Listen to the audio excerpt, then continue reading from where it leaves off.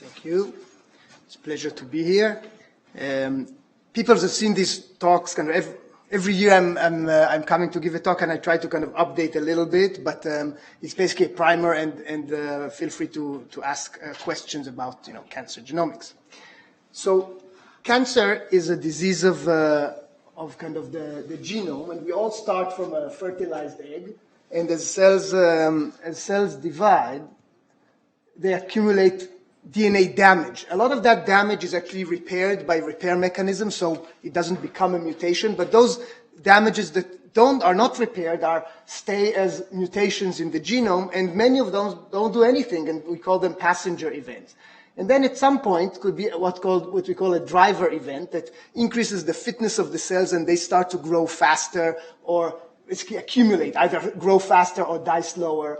And there are many passenger events on the way as cells continue to divide. And here's another driver event, and maybe this driver event is helping the cells evade the immune response, because as we accumulate more and more mutations, new proteins are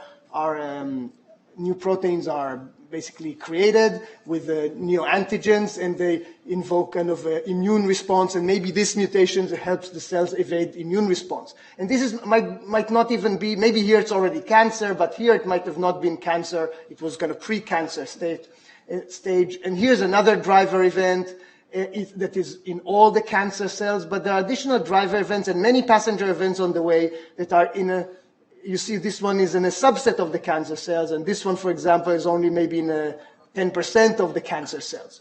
And when you look at the cancer cell here at the end, the genome of the cancer is really rearranged. Many pieces are moved to different regions. Many chromosomes are broken and attached to other chromosomes, or the whole genome could be duplicated, and there are mutations across the genome, could be between 0.1 mutations to 100 mutations per megabase in the genome, but among all of these, maybe only a handful or up to maybe 20 drivers, and all the rest didn't do anything, or maybe even were slightly deleterious kind of to the cells. And then what happens typically is that the cancer is diagnosed, and then the patient goes through some treatment, and many cells die, and that maybe a subclone here had a mutation that could have been passenger to begin with, but now that there's a drug, that mutation confers resistance to the drug, and it's actually a driver then, and it gives the cells advantage, and they start to grow, and later on there's a relapse of the cancer. And then the patient goes to another treatment and maybe kills again many of the cells, and in this case, you can see here in this diagram, the mutation occurred during the time of the treatment. One of the cells acquired a mutation that gave it a fitness advantage in the context of this new treatment, and it grows, and there's another relapse. And this is kind of the typical life history of a tumor. So drivers can be genetic, point mutations, so single nucleotide variations, indels, copy number alterations, structural variations, or pathogens, or epigenetic, could be DNA methylation, for example, that anything that could pass information from a mother cell to daughter cell about the state of the cancer. It could be coding mutations, non-coding mutations. It could come from different mutational processes, which I'll talk about in a second. And the goal of all these drivers is to achieve the cancer hallmarks, to grow and to ignore signals to die or to commit suicide, etc., and evade the immune response, and eventually become resistant to treatment. These mutations activate or deactivate molecular programs and cause molecular subtypes. They drive the heterogeneity within the cancer, and some of those mutations expose germline risk alleles that basically could be that a person inherited one defected copy of, let's say, BRCA1, but now they have another copy, the wild type lost by some other mutation, and now you have no BRCA1. So these mutations accumulate by different mutational processes. There's kind of natural processes like spontaneous deamination of methylated CPGs, and these occur throughout life in every cell. But if this is a lung cancer, for example, the patient could have been smoking and exposed to external carcinogens, and it could be that some of the mutations actually maybe didn't even confer an advantage themselves, but what they did, they had a defect in some DNA repair, which increases the velocity of searching for other mutations in the cells. So they could, but also those DNA repair defects could have their own signature of mutations. And here's some examples. Germline events could be BRCA1 and 2. Drivers, mutations, amplifications, deletion could be P53, BRAF, KRAS, EGFR, PIK3CA. Many of you know these genes. There are other types of drivers from translocations, like the BCR-ABL fusion, or by methylation, like BRCA1 or MGMT. Drivers that speed up the surge, like POL-E mutation and ESCC2, that are these defects in DNA repair. Evasion of the immune response by mutation in HLA-A, B, or C, or B2M. Non-coding drivers like TERT promoter mutations or amplifications of different enhancers, or translocation of enhancers next to oncogenes. Resistance mutations like estrogen receptor mutation or EGFR T790M for anti-EGFR, anti-estrogen treatment. We could see by this diagram that there's some order of events. We know, for example, in colon cancer, there's a typical order of events. APC typically occurs earlier, and then KRAS and SMAD, etc. And not all cancers could kind of permute this order of events. There are different mutational processes, as I mentioned, like CpG2T, smoking, UV, ApoBic, other signatures. And heterogeneity, we could learn about the number of subclone, the spatial structure of the cancer, what drives subclones and metastases and resistance. So this diagram represents kind of all the different aspects of cancer that we really need to understand. And the most important thing that we want to learn is what are those driver events? And why do we want to learn about those driver events? Because if you have a treatment, this is a metastatic melanoma patient that had this mutation BRAF V600E, and if this patient got vemurafenib, which is a now approved drug for melanoma, you see that after a few weeks the tumor goes away because this is a driver event that drives this cancer, and this drug inhibits this BRAF gene. And the problem, of course, that resistance occurs later on, and the cancers come back with resistance kind of mechanism. So from the kind of anatomy-based kind of treatment that was typically done in the past, now treated is done more kind of molecularly by looking at the drivers that are in particular cells that confer some vulnerability to treatments, and there are many cancer genes and different mechanisms that they are mutated, and drugs that are being developed against those genes, and this arsenal of drugs continues to grow. So in order to study cancer, we divide the task to two different kind of main tasks. One is what I call characterization, which means taking samples from a single patient, let's say blood, germline blood, a primary tumor, maybe a metastasis or a relapse, and studying all the events that happened from the normal cells to the tumor and to the metastases, and really characterizing all the events that happen, the drivers, the passengers, everything. And next, we want to discover, for example, use this data across a population of patients and then discover what are the drivers, which events happen in the population more than you'd expect by chance. What are the subtypes of the disease? What are the mutational processes that are affecting the mutations that we observe in cancer? And then we could go back and annotate each patient to saying, here are the drivers in this patient, here are the processes that went in this patient, and this is the subtype of the patient, etc. in order to improve prognosis and treatment decisions, etc.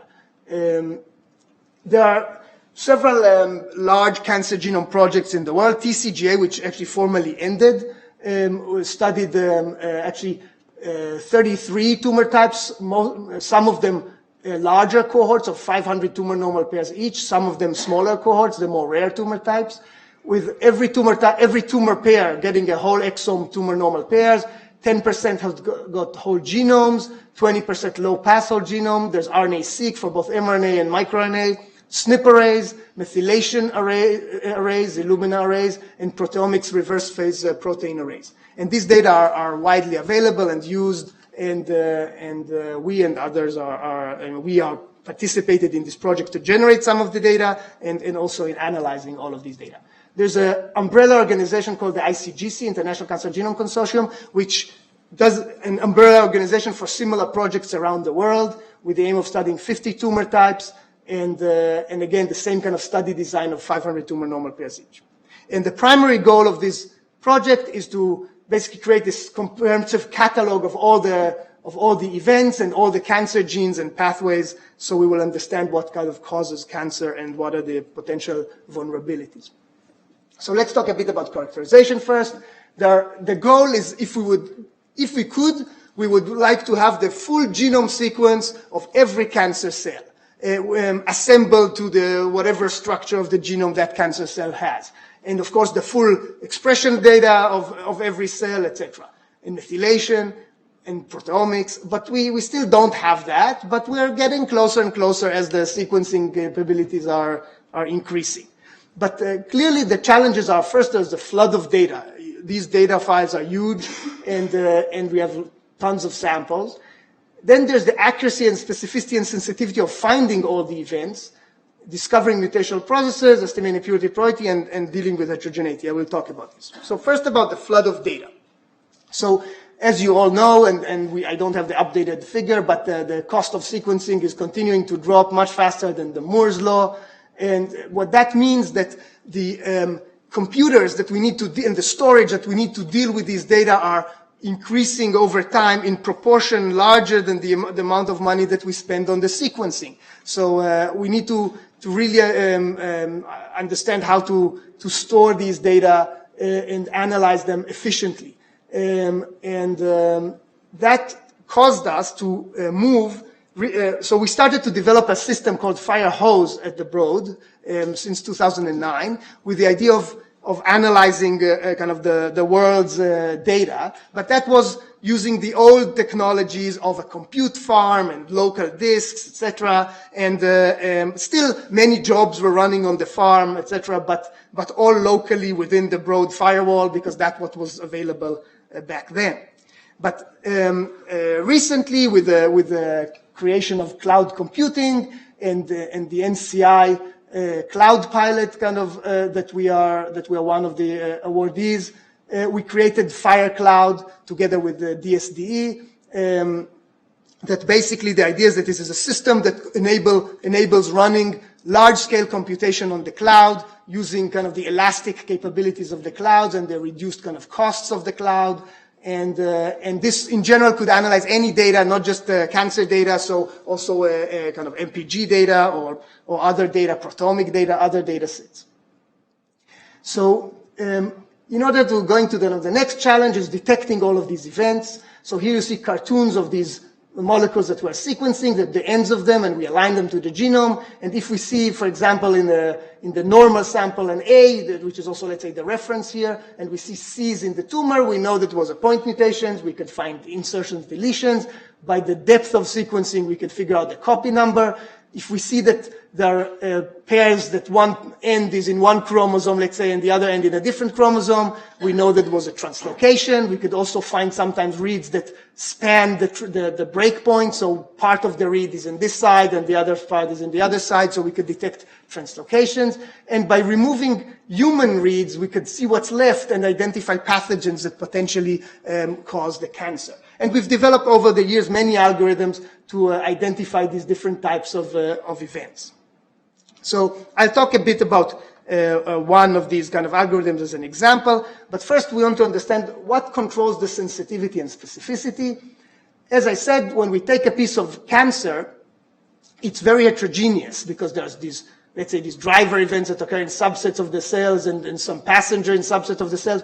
But in addition, when we take a piece of tumor, there's actually normal cells there. And so we have a mixture of normal cells and tumor cells. And when we take DNA into this tube, you have DNA that came from the normal cells and DNA that came from the tumor cells.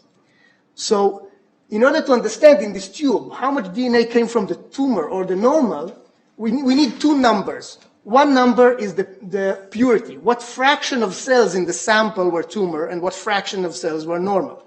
And the other number is the kind of the overall ploidy, which means what is the mass of the DNA in a tumor cell on average compared to the mass of the DNA in a normal cell.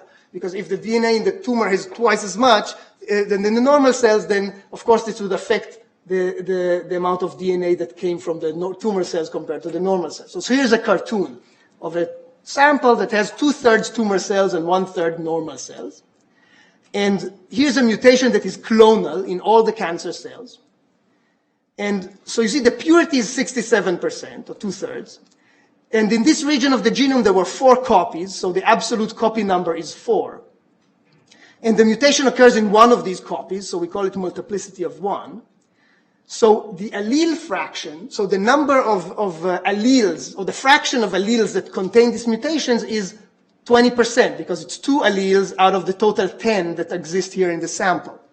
So if we sequence, and we have a coverage of, let's say, 100x across that region, then we will expect 20 reads on average to have the mutation, and 80 reads not to have the mutation.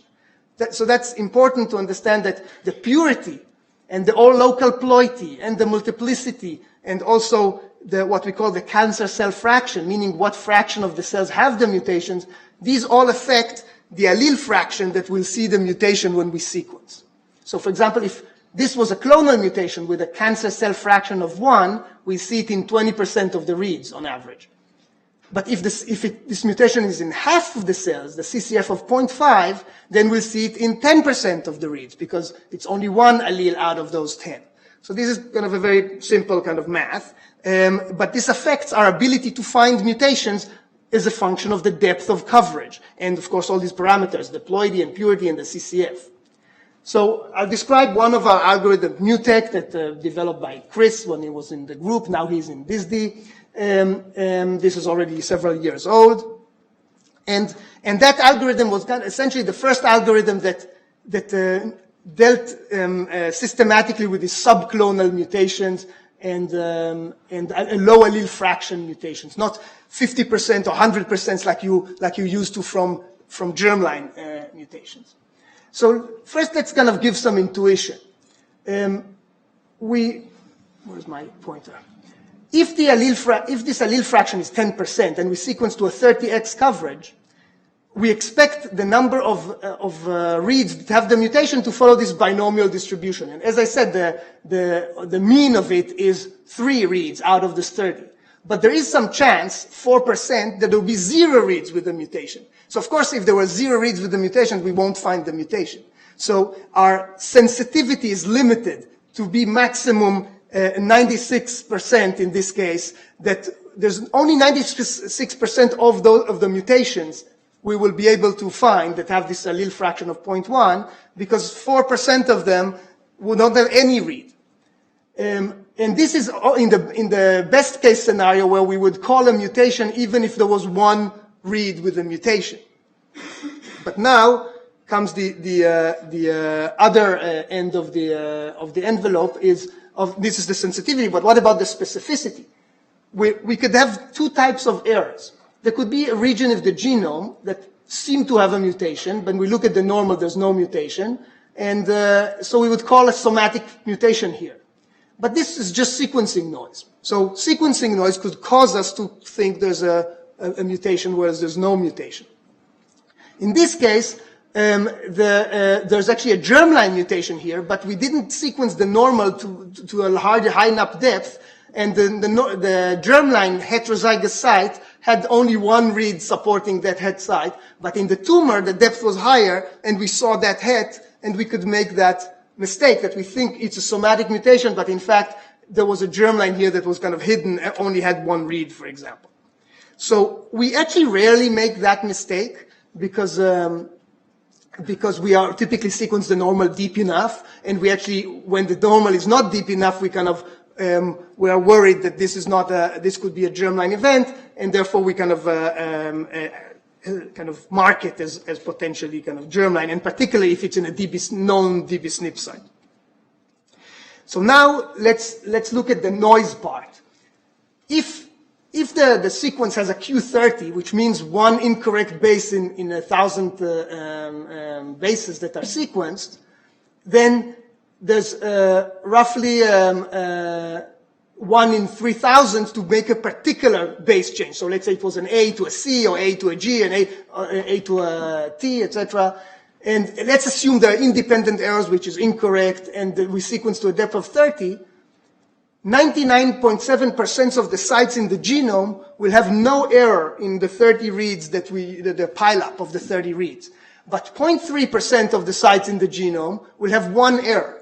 Now, if we had a mutation caller that was very excited, and even those one non-reference base would say, oh, there's a mutation here, it will call mutations in 0.3% of the genome. Now, the mutations in cancer are 1 in a million. So we will be swamped by these false positives. So we cannot call a mutation if we see one allele with a variant. Even if we see 2 alleles with variants, there's 5 in a million chance that we have that, and this is more than the signal that we're looking for. So we'll again be swamped by the noise.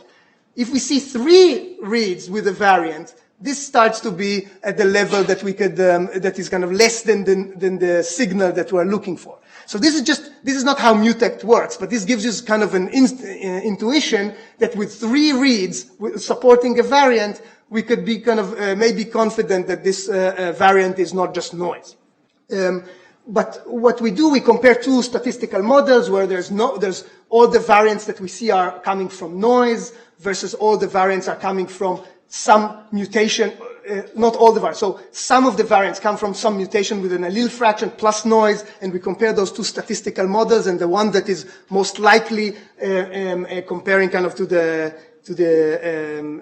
expected kind of prior of having a mutation or not, we call a mutation, and then after that we have some filters and what we call a panel of normals, where we use them to kind of measure kind of the local noise in that region, and then we call this a somatic variant. And in fact, our Mutect has been shown to be very sensitive to low allele fraction mutation while controlling the false positive at a very low rate. And you see that with the lower false positives, it has the highest sensitivity than compared to other algorithms. And we could actually calculate and estimate the sensitivity to call mutations as a function of depth and allele fraction of the mutation.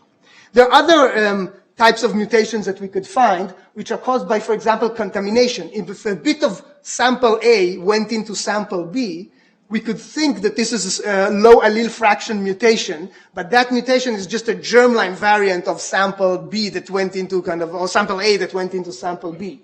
So we developed this algorithm called CONTEST to estimate the level of contamination by looking across all the known kind of dbSNP sites and looking for small signal of contamination from other individuals, and we take that into account in the mutation calling, not to make mistakes of mutations based on the level of contamination. And in the past, there were cases with more contamination, and once this algorithm, we started using this algorithm, we could actually get the contamination levels to be very low in the lab, working with the lab.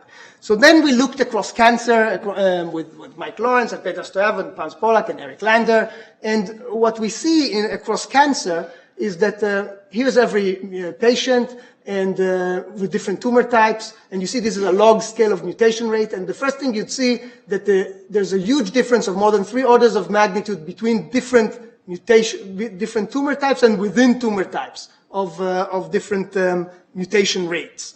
And with the hematologic and childhood cancers with very low rates, typically, and carcinogen-driven cancers at the high rates. And just to give you kind of a comparison to things that you're familiar with, this high end of the graph is common germline, roughly 1,000 per megabase, or every 1,000 bases. Rare germline, let's say, of 1% kind of are around here, and de novo germline around this end of the curve. So we are kind of around the curve, the rates that you're familiar with germline. Looking at the mutations, we could also look at the types of mutations, what C2T or C2A, etc., and we could clearly see signals, for example, the smoking signature here, or the C2T signature of the UV-induced mutation. So we could see what causes the mutations by looking at the pattern of mutations. And in fact, we look at it with additional one base before and one base after the mutant base, and we can see this is what we call the Lego plot, and you can see that in many cancers, and this is ovarian cancer, for example, the majority of mutations are these C2T, where these Cs are followed by Gs. You see this in kind of this 96 possible context of mutations. And this is the standard CpG2T that I talked to you about. But if you look at cross cancers, and different cancers have different signatures. You see cervical has these weird bars here that we didn't see in ovarian cancer. And lung cancer has all these blue bars here. And then we look at, let's say, here also in lung, but here in bladder cancer, you could also see these two bars here. And when we did that and we looked at different cancers, we found, for example, with Adam Bass, a signature of this AA to AC in esophageal cancer, and now we see it also in other cancers, in stomachs and others. And we don't really know what causes it. Maybe some acidity in the stomach, but we don't really know what causes it. So in order to analyze these signatures, what we do is we look at many patients across these, let's say, in these 96 different contexts, and look at mutation counts or frequencies. So you have this matrix full of numbers, and then we try to find patterns of mutations that kind of go up and down together across the patients. And we use this non-negative matrix factorization algorithm that finds these fewer vectors of processes or signatures of processes, and for every patient, the activity level of this process. So we could decompose this matrix to different processes and the activity in this patient without knowing anything about what causes the mutations. And when we do that, we find different signatures. We find the C2T, the CPG and C2T, sorry, this one. We find the UV signature. We find smoking signature. We find this signature, which is actually associated with the ApoBec enzymes that are causing this signature. And we could cluster the patients based on these signatures. And since we and others did that, the number of signatures are increasing, and now we know up to 30. And we are even going up in this cosmic website, and with the data with the ICGC and TCGA, we are going even higher than 30 to the 40s of signatures. So next I want to talk about how to analyze this purity and ploidy and heterogeneity. So keep in mind that when we get a piece of tumor, we don't know what fraction of cells were cancer cells, and we don't know what's the CCF, so what's the clonality of mutations. But we do know the allele fraction after we sequence. So we could reverse the equation. We could reverse this equation that takes the purity and ploidy and allele fraction into account, using all the mutations and copy number events in the genome, and figure out what's the purity and ploidy. So this is an algorithm developed by Scott Carter when he was in the group, and now faculty here in Boston. So you could see that here copy number, allele-specific copy numbers along the genome, and you see this histogram. As you get more and more normal cells in your sample, those peaks in the histogram get closer and closer together. So using the distance between those peaks, we could try to fit those basically levels of 0 allelic copies, 1 allelic copies, 2 allelic copies, etc. And we could use these to fit the data. And we could also use the point mutations to assess what is the purity and the ploidy of the sample. So what you see here is every histogram here is the predicted cancer cell fraction of all the mutations and the copy number events. And many mutations you see that are clonal, meaning they are in 100% of the cells, but some mutations are in subset of the cells. But we could leverage the fact that we believe that there are subclones in the cells, and we could cluster these. So instead of this input, we could cluster them and see that, in fact, there's actually many mutations that are clonal, but there's a few subclones, or a few mutations that are, let's say, these are 15% of the cells, and these are roughly 30% of the cells, and roughly 50% of the cells, and 70% of the cells. So we could understand that there's some phylogenetic structure within our sample. Even with one sample, we could do that.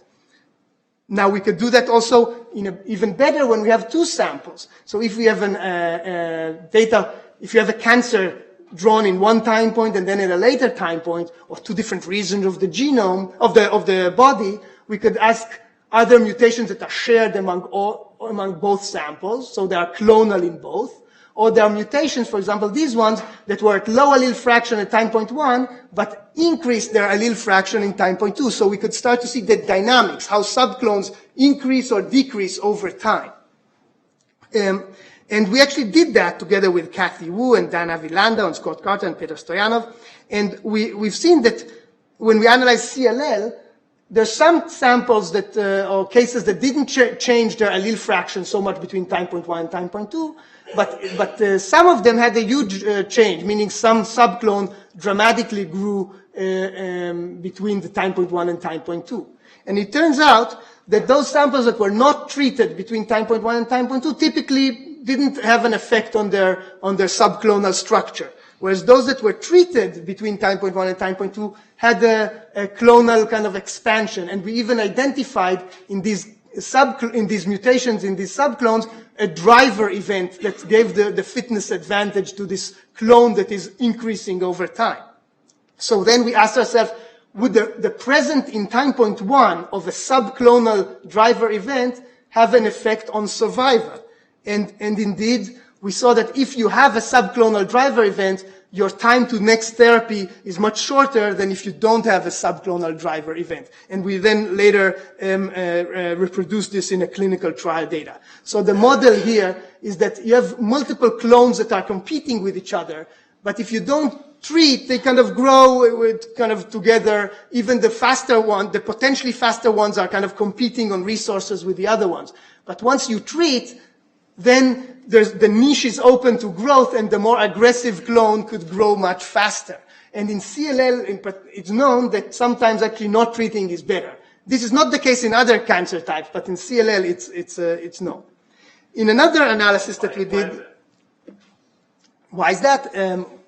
I don't know why is it non-other cancers, but keep in mind that CLL is a kind of a blood kind of cancer, so the niche is much, you could have multiple clones kind of coexist with each other. When we have other tumor types that are solid tumors, they have smaller regions that they need to compete with each other. So if one clone has slightly more advantage than another, it could take over the entire populations of cells. Whereas if you have multiple kind of niches in the body, in different bone marrows, different things like that the CLL cells could hide, they are not in direct, maybe, competition with each other. Whereas in a smaller region of the body, you could have more direct competition. But this is just this my kind of story. I don't know if it's true or not, but that's kind of my understanding of that. Just a question in relation to this. I mean, up to this point, you've shown the slide as you are bedeviled by small signals to noise ratio and the problems of false positives.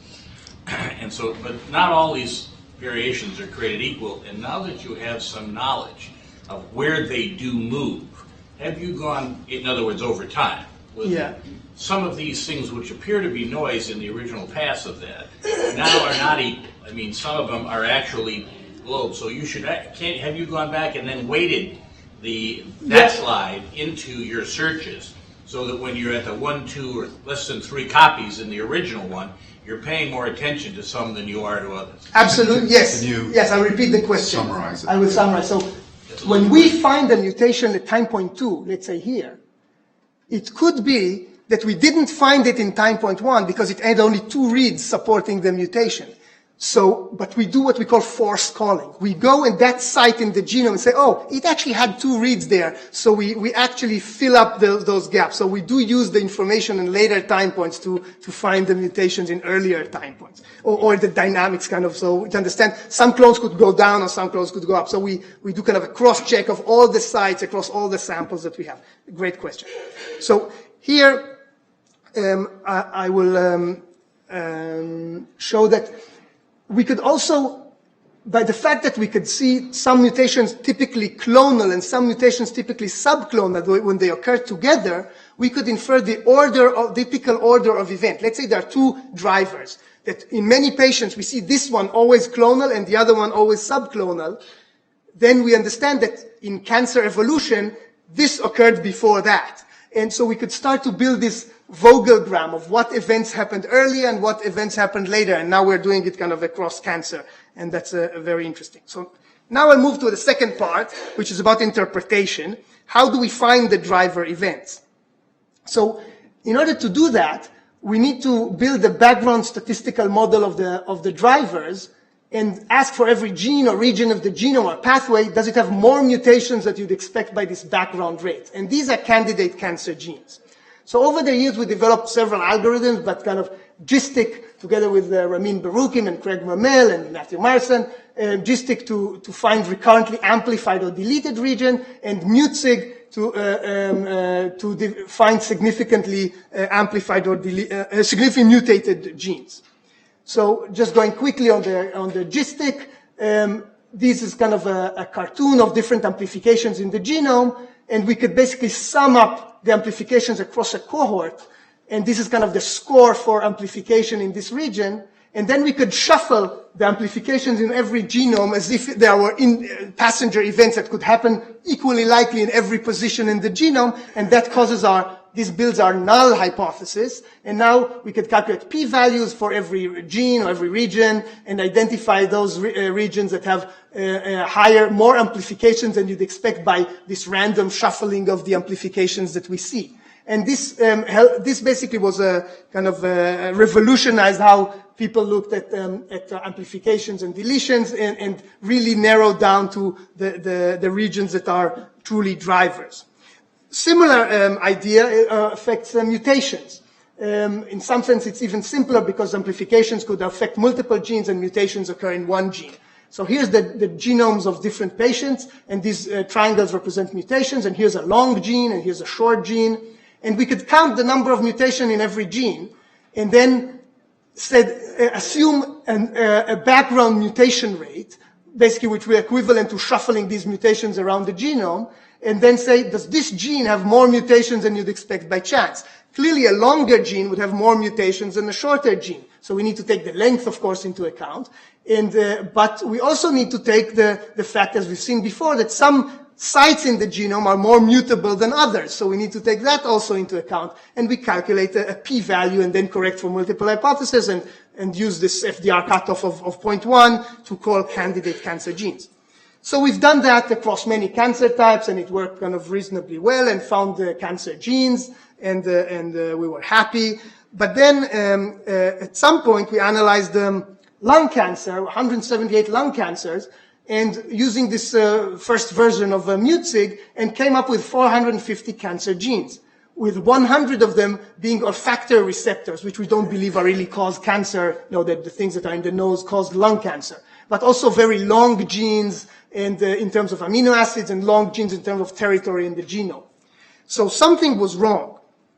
And what was wrong was that we assumed this constant background rate along the genome. But in fact, there's variability in mutation rates along the genome. There's some regions that have higher mutation rates and some regions have lower mutation rate. And if we don't take that into account, what happens is that those genes that are in the higher mutation rate will think that are cancer genes, and those genes that are in lower mutation rate will have lower power to detect them.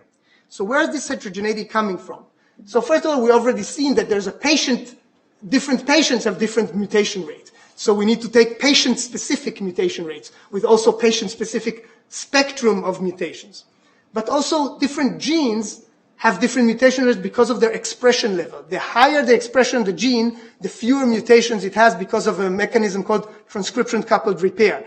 The more transcribe the gene, the more the damage is repaired in the gene, and therefore we see fewer mutations. So we need to take expression levels into account.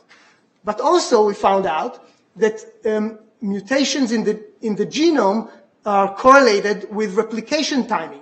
The later the part of the genome replicates, the more mutations exist. So we need to take replication timing into account. And one of our offenders, CSMD3, is a very late replication region of the genome, including also the olfactory receptors are a very late replication part of the genome. So once we take all these covariates into account and we generate this version of MUTSIG called MUTSIG-CV for covariates, those 450 genes collapse to 11 genes. 10 of them we knew are cancer gene, and there was one new one, HLA-A, when we did it. So that really kind of solved that kind of mystery.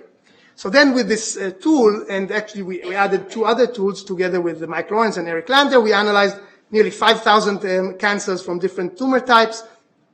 And we used not only the number of mutations, like in MutSig CV, but we looked also at other properties of the mutation. For example, if a gene doesn't have many mutations, but all of them follow the same amino acid, that's not by chance. So if they're clustered, we could give a p-value to that.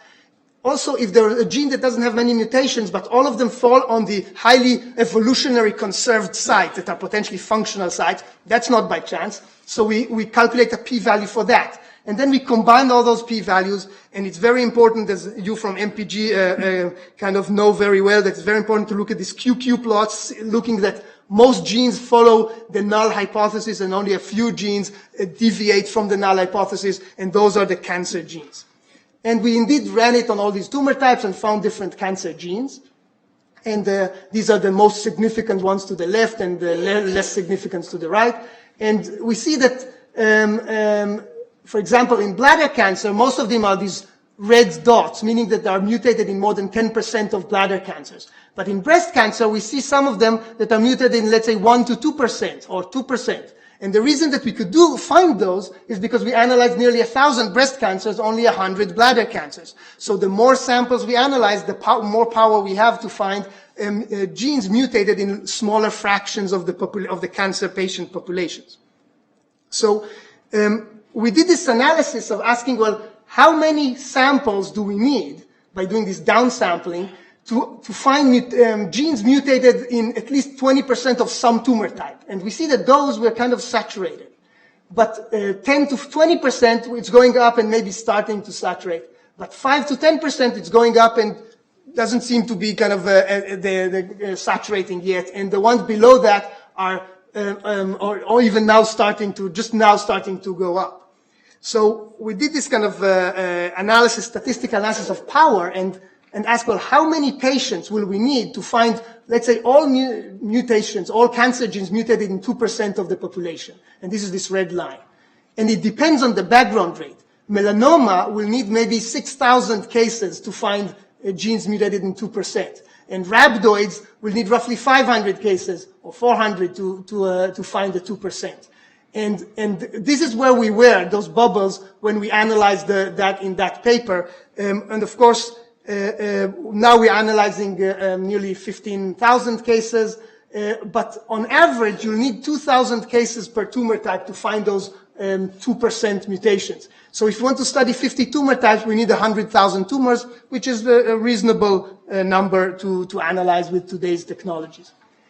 Next, we looked at clustering of mutations, but not only in the one-dimensional space of the sequence, but also in the three-dimensional space. So here's KRAS, a known oncogene. And you see it has many of these hotspots, clustering of mutations. But if you look at 3D, these are all clustered in the three-dimensional structure of the protein.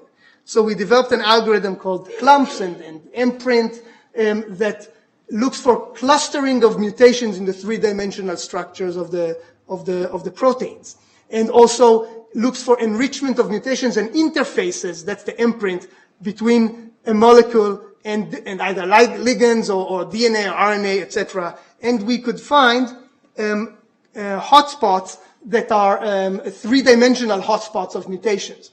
And here are the genes that we found in that paper. What was interesting is we looked only on missense mutations, that the number of oncogenes and tumor suppressors were roughly the same, where typically the thought was that the tumor suppressors, the mutations kind of are scattered along the gene, and in oncogenes are more clustered. We see that there are actually clusters of missense mutations also in tumor suppressors that basically lose particular function of that protein. Of course, nonsense and frame shift index, etc., they do kind of distribute roughly evenly across the gene. This is the example of FBXW7, but maybe I'll skip that one because I want to go to. You've all heard that the immunotherapy is kind of a big deal now in cancer, basically harnessing the immune system to fight the cancer cells. But there's ways of the cancer cells to evade the immune response. And one of the ways to evade the immune response is shut down the mechanism of presenting the antigen in the surface of the cells. So this is kind of the MHC, let's say class 1, in this case the HLA genes, and we developed an algorithm to call somatic mutations in those HLA genes. But it's very difficult to call somatic mutations because different people have different HLA. So even all the alignments that we have there are kind of misleading alignments because the reference genome has one particular HLA set of HLA alleles, whereas the population has very different HLA alleles. So we had first to genotype using the sequencing data the patient. And once we genotyped and figured out what are the alleles of the different HLA genes, A, B, and C, and the parental and kind of from mom and dad, we then aligned the reads again to these genotyped alleles, and then we could compare the tumor to the normal, looking for somatic mutations in those HLA genes. This algorithm called Polysolver, published together with Kathy Wu and Sachet Shukla. And then we saw that different tumor types that we've known that have HLA mutations like head and neck and lung cancer, we also found new HLA mutations in colorectal cancer. And when we look at these mutations, they're not scattered randomly across the HLA genes. They're actually enriched in exactly in those anchor kind of grooves where the peptide is binding to the MHC kind of complex. So another kind of challenge that exists is what I call the dark matter. So when we look across patients, there's a fraction of patients that we don't know of any driver in those patients. So what caused cancer in those patients? Something caused cancer, but there's no mutation or copy number alteration in any known driver. And these dark matter, we want to understand what's driving them. So it could be that these are non-coding mutations or translocations that we missed by our kind of analysis of translocations.